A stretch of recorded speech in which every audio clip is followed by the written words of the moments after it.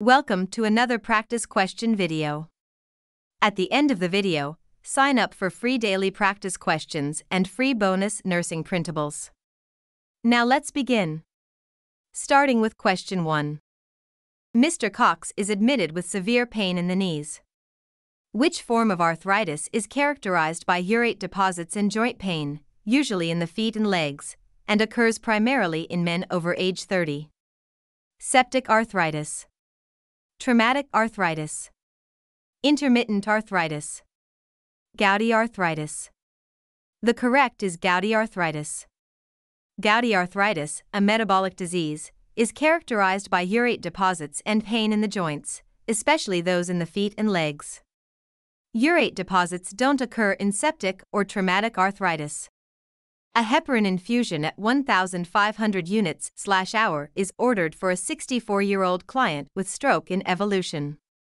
The infusion contains 25,000 units of heparin in 500 milliliters of saline solution. How many milliliters per hour should be given? 15 milliliters per hour. 30 milliliters per hour. 45 milliliters per hour. 50 milliliters per hour. The correct answer is 30 milliliters per hour. An infusion prepared with 25,000 units of heparin in 500 milliliters of saline solution yields 50 units of heparin per milliliter of solution. The equation is set up as 50 units times x, the unknown quantity, equals 1,500 units per hour, x equals 30 milliliters per hour.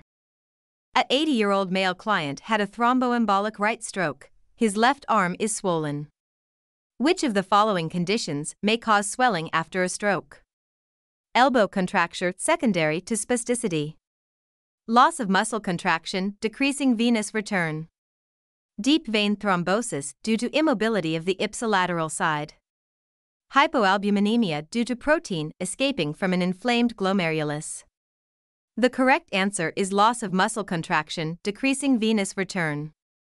In clients with hemiplegia or hemiparesis, loss of muscle contraction decreases venous return and may cause swelling of the affected extremity. Heberden's nodes are a common sign of osteoarthritis. Which of the following statements is correct about this deformity? It appears only in men. It appears on the distal interphalangeal joint. It appears on the proximal interphalangeal joint. It appears on the dorsolateral aspect of the interphalangeal joint. The correct answer is it appears on the distal interphalangeal joint. Heberden's nodes appear on the distal interphalangeal joint on both men and women. Which of the following statements explains the main difference between rheumatoid arthritis and osteoarthritis? Osteoarthritis is gender-specific, rheumatoid arthritis isn't. Osteoarthritis is a localized disease. Rheumatoid arthritis is systemic. Osteoarthritis is a systemic disease. Rheumatoid arthritis is localized. Osteoarthritis has dislocations and subluxations. Rheumatoid arthritis doesn't. The correct answer is osteoarthritis is a localized disease. Rheumatoid arthritis is systemic. Osteoarthritis is a localized disease. Rheumatoid arthritis is systemic. Mrs. Harris uses a cane for assistance in walking. Which of the following statements is true about a cane or other assistive devices? A walker is a better choice than a cane. The cane should be used on the affected side. The cane should be used on the unaffected side. A client with osteoarthritis should be encouraged to ambulate without the cane. The correct answer is the cane should be used on the unaffected side. A client with osteoarthritis should be encouraged to ambulate with a cane, walker, or other assistive device as needed. Their use takes weight and stress off joints. A female client with type 1 diabetes is scheduled to receive 30 U of 70/30 insulin. There is number 70/30 insulin available. As a substitution, the nurse may give the client 9 U regular insulin and 21 U neutral protamine hagedorn, NPH. 21 U regular insulin and 9 U NPH. 10 U regular insulin and 20 U NPH. 20 U regular insulin and 10 U NPH. The correct answer is 9 U regular insulin and 21 U neutral protamine hagedorn. A 70 to 30 insulin preparation is 70% NPH and 30% regular insulin. Therefore, a correct substitution requires mixing 21 U of NPH and 9 U of regular insulin.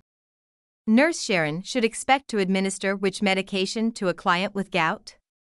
Aspirin, furosemide, Lasix, colchicines, calcium gluconate, calcinate. The correct answer is colchicines. A disease characterized by joint inflammation, especially in the great toe, gout is caused by urate crystal deposits in the joints. The physician prescribes colchicine to reduce these deposits and thus ease joint inflammation. Mr. Thomas, with a history of hypertension, is diagnosed with primary hyperaldosteronism. This diagnosis indicates that the client's hypertension is caused by excessive hormone secretion from which of the following glands? Adrenal cortex, pancreas, adrenal medulla, parathyroid. The correct answer is adrenal cortex. Excessive secretion of aldosterone in the adrenal cortex is responsible for the client's hypertension.